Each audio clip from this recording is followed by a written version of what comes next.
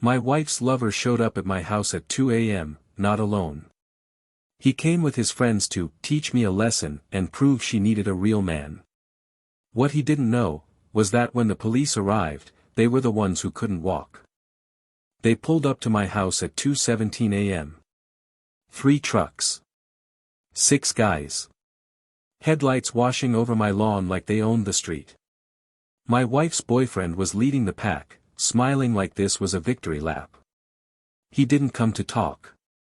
He came to teach me a lesson. To prove my wife needed a real man. So I did the one thing he didn't expect, I didn't open the door. I opened my camera app. Because I wasn't about to fight in my driveway.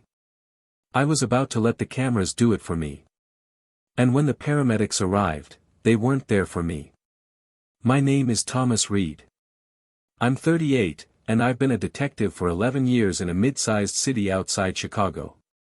I've worked robbery, assault, fraud, domestic cases. I've watched people lie with tears in their eyes and still sleep like babies afterward. But nothing prepares you for the moment you realize, the liar is sleeping next to you. My wife, Camila, worked pharmaceutical sales. She had the kind of job where late meetings sound believable and client dinners are an easy excuse. We'd been married 11 years. From the outside, we looked solid. House in the suburbs, 2 cars, normal routines, vacations twice a year, the kind of marriage people call stable, and for a long time. I believed that word. Stable.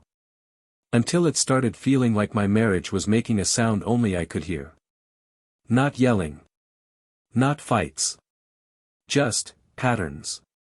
Camila stopped leaving her phone face up. She started showering the minute she walked in the door, like she was washing off a day that didn't belong to our life. She got a new perfume that didn't match her personality. She used to like soft, clean scents. This one was loud, sweet and expensive. The kind of scent people wear when they want to be remembered. Then came the new friend. A name she said too casually, Luke. At first, Luke was someone from work. Then Luke became a guy in the industry.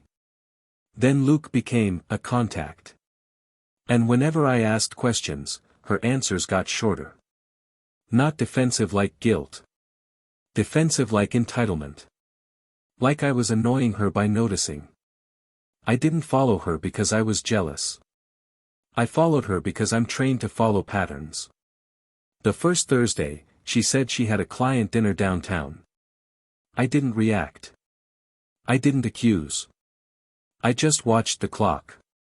She left at 6:40. Texted at 9:12, dinner ran late. Don't wait up. She came home after midnight. Second Thursday, the same thing. Third Thursday. She left earlier. Dressed nicer. Smiled at herself in the mirror. And something in me went quiet. That night, I waited 10 minutes, then drove. Not aggressive. Not dramatic. Just calm. 2 turns later, I saw her taillights. 3 turns later, I saw the pattern. She wasn't going downtown. She was heading out toward the lake. 15 minutes later, she turned into a gated neighborhood where the houses don't have numbers, they have reputations. She entered a code. The gate opened. And my stomach dropped so hard I felt it in my throat. Because she knew the code. That means she'd been there before. I parked down the block where the streetlights were dim and the trees covered most angles. And I waited. At 3:13 a.m., she walked out of a modern glass house, one of those mansions that look like a tech CEO lives inside. She fixed her hair. Checked her phone. Smiled. Not the smile she gives me. The smile people give when they're winning. Then my phone buzzed. Text from Camila, sorry babe. Client dinner ran late. Heading home now. I stared at that message for a long time. Because here's the part people don't understand, it's not the cheating that hurts first. It's the confidence. The confidence to lie to your face like you're dumb. I screen recorded my phone screen. Saved the time stamp. Saved the location. I made a folder in my notes app called Case File. Not because I wanted revenge. Because I wanted proof. I went home at 4:30 a.m. Her car was already in the garage. Lights off. She'd already washed away the night. And she was going to crawl into bed like nothing happened. I didn't wake her.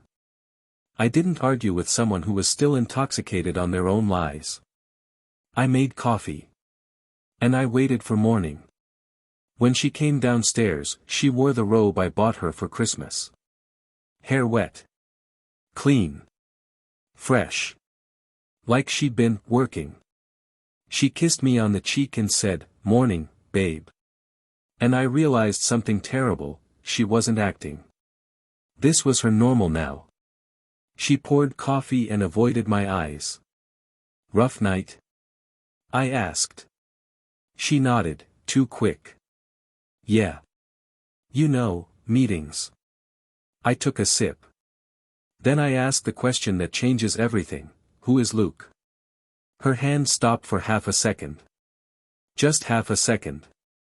But I saw it. Her eyes narrowed. And her voice got cold. "What is this?" "It's a question," I said. She scoffed like I was ridiculous. "Luke is a contact." "Don't start."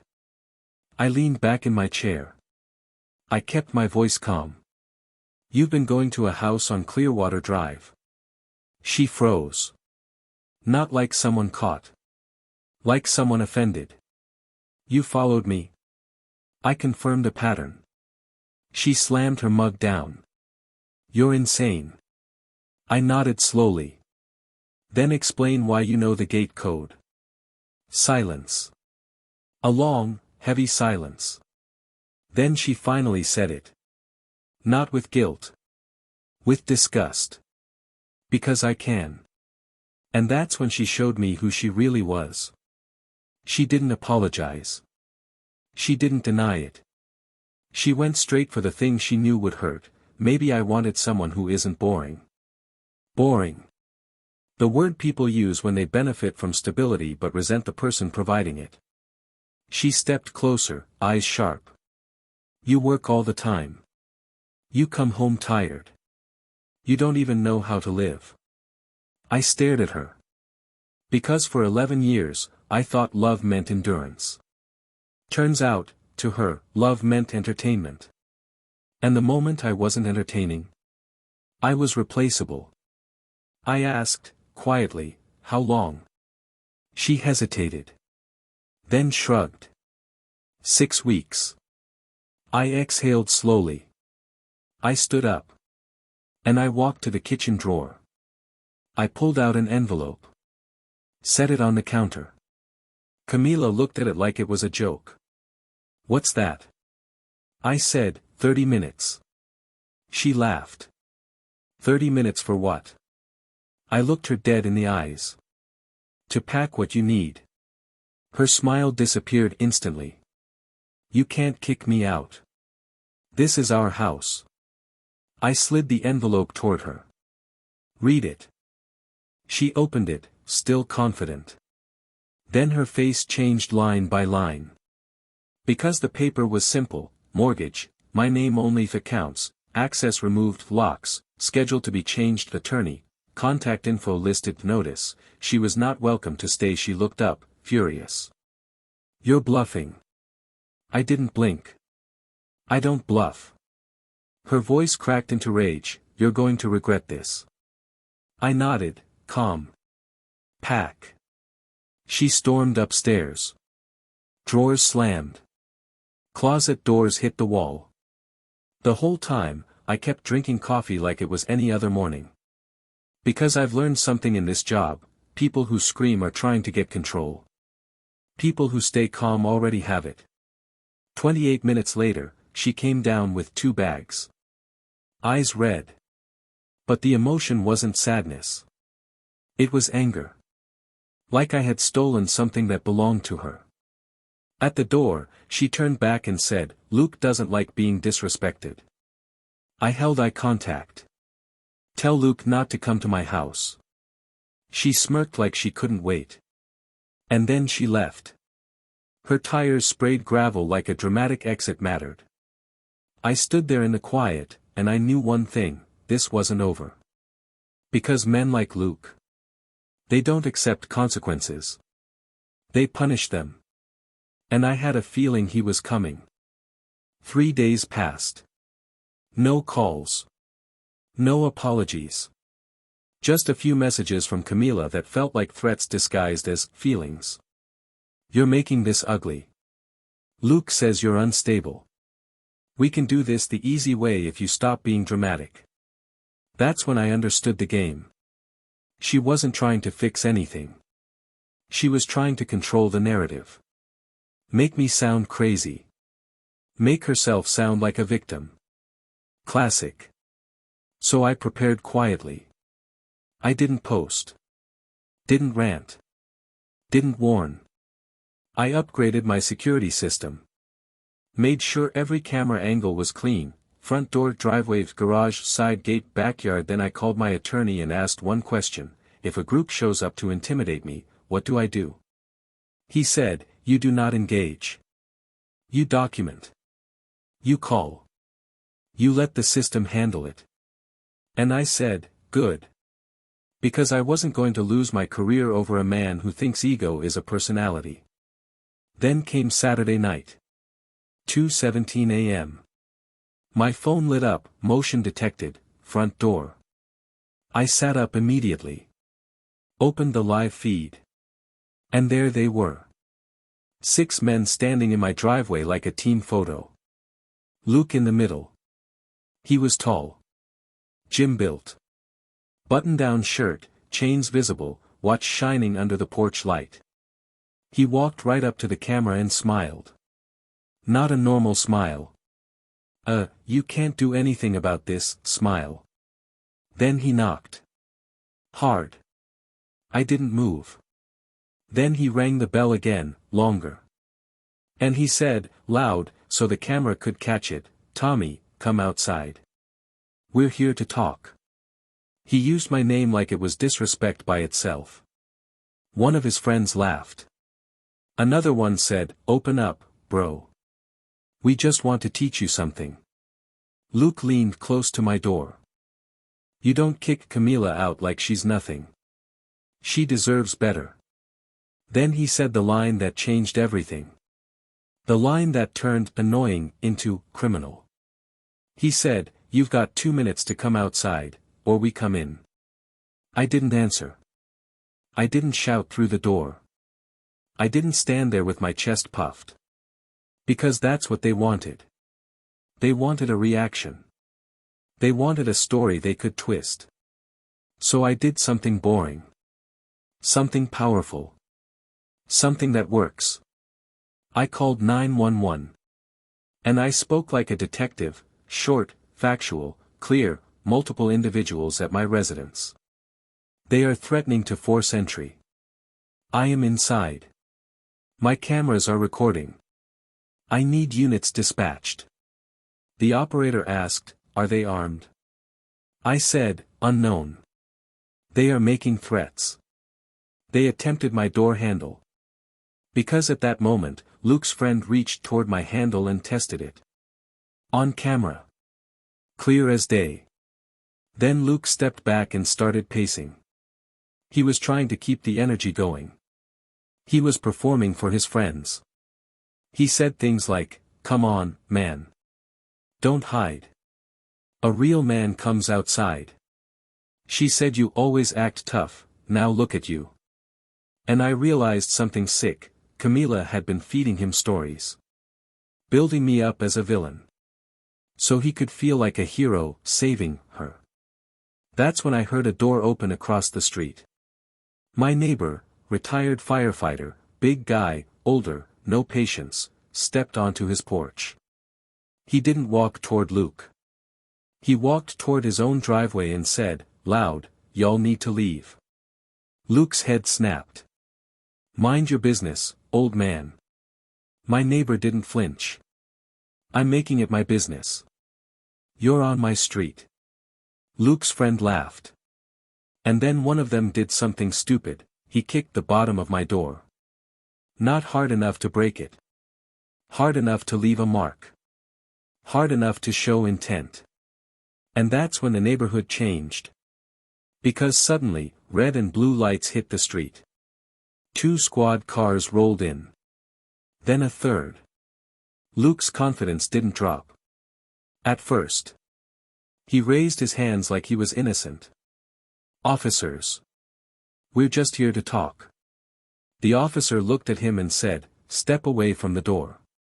Luke tried to smile. Tried to charm. I'm calm. We're calm.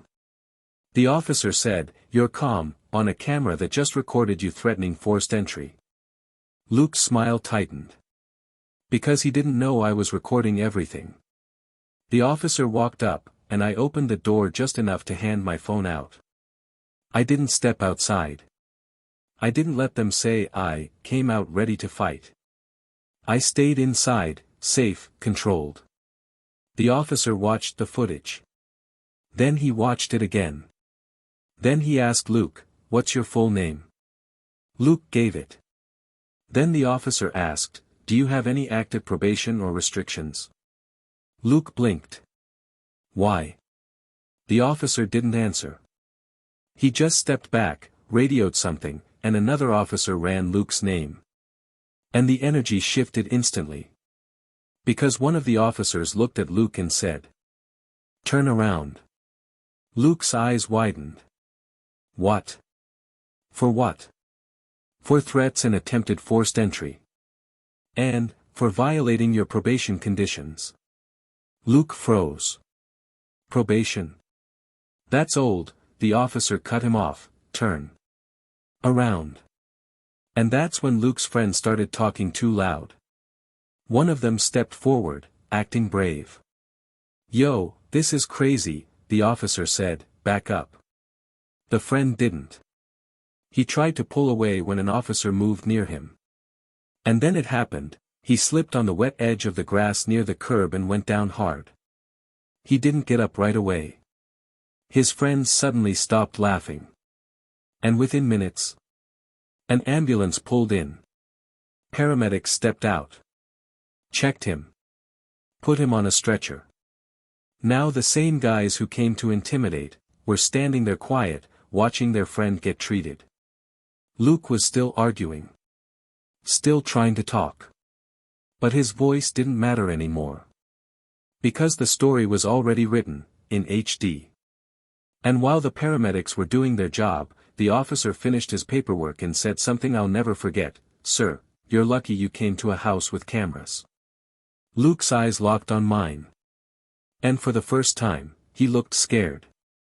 Because he realized he couldn't rewrite this. He couldn't spin it. He couldn't buy it. He could only live with it. And Camila? Camila had no idea what she just started. Because what happened next, didn't destroy Luke first. It destroyed her. Luke was taken away in the back of a squad car. Not screaming anymore. Not smiling anymore. Just staring straight ahead, realizing that intimidation doesn't work when it's documented. His friends scattered fast. Suddenly nobody knew anybody. And when the last police car pulled away, my street went quiet again. Too quiet. I knew what was coming next. Because women like Camila don't process consequences calmly. They process them personally. At 6:42 a.m., my phone rang. Her name. I let it ring. At 6:44, a text, what did you do? At 6:47, another, Luke says you set him up. At 6:50, the call came again. This time, I answered. I didn't say hello. She started screaming immediately. Are you happy now? You ruined everything. He was just trying to talk to you. I waited until she ran out of breath. Then I said, calmly, he threatened my house. On camera. She went quiet for half a second. Then switched tactics. You know how he is. He didn't mean it like that. I laughed once. Not loud. Not mocking. Just tired. Camila, your boyfriend showed up with 6 men at 2 in the morning. That's not talking. That's intimidation. She snapped. You pushed him to that. That's when I realized something important. In her head, none of this was her fault. She didn't cheat because she wanted to. She didn't lie because she chose to. She didn't bring danger to my door. I made her do it. I cut her off. Do not contact me again. Any communication goes through attorneys. She laughed, sharp and bitter. You think you won. You didn't. Luke has lawyers. And so do I. I said the last thing I needed to say, good. And I hung up. That afternoon, my attorney filed 2 things, a formal trespass notice but temporary protective order, not dramatic. Not emotional. Procedural. The kind of paperwork that turns threats into criminal liability. Camila received the notice at work. And that's where everything started to unravel. Because here's what people don't realize about corporate jobs, especially pharmaceutical sales: compliance matters more than loyalty. Her company had strict policies: no falsified client visits, no misuse of company vehicles, no misrepresentation of time, no personal relationships interfering with professional conduct. And Camila had done something very stupid. She had used client dinners as cover. She had logged visits that never happened. She had driven her company car to Luke's lake house, repeatedly. And corporate cars have GPS. Someone, anonymous, flagged it. I didn't report her. I didn't need to. Patterns report themselves. Within a week, she was placed on administrative leave. Within 2 weeks, she was terminated for cause. No severance. No reference. No graceful exit. Her HR rep didn't argue. They didn't negotiate. They showed her logs. Dates. Times. Locations. The same lies she told me were now documented in a corporate system. Meanwhile, Luke's problems were multiplying. His probation violation triggered a review. The police report from my driveway was attached. Then someone noticed something else: 2 prior noise complaints. 1 bar incident. 1 unresolved civil dispute. Nothing big on its own. But together? A pattern. His name started getting whispered differently. Not successful developer. Not ambitious. But problem. And in business, reputation breaks faster than bones. His biggest investor quietly pulled out. A construction loan got delayed. Then paused. Then reviewed. I didn't celebrate. I didn't gloat. I just watched gravity do what gravity always does. Camila tried to come back once. She showed up at my driveway in the afternoon. Not dramatic. Not angry. Just tired. She looked smaller than I remembered. No makeup. Hair pulled back. She said, I didn't think it would go this far. I stood behind the gate. Didn't open it. That's because you never thought about consequences. She swallowed. I lost my job.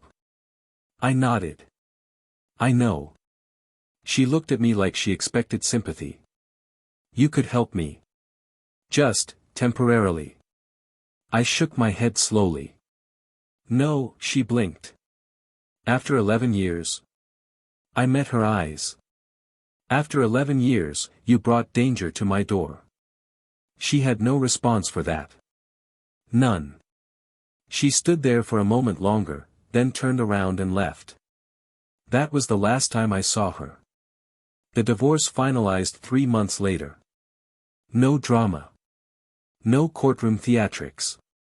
Just paperwork and signatures. She kept her car. Her clothes. Her pride, what was left of it. I kept my house. My career. My peace. And here's the thing people don't expect, I didn't feel victorious. I felt free. Because the night Luke came to teach me a lesson, he thought strength meant numbers. Thought masculinity meant intimidation. Thought respect could be forced. But real power? Real power is restraint. Real power is documentation. Real power is letting people destroy themselves while you stay standing. So let me ask you this, if your partner brought chaos to your doorstep, would you fight it with your fists? Or would you do what I did, and let the truth handle it? Tell me in the comments. And follow real life stories for more.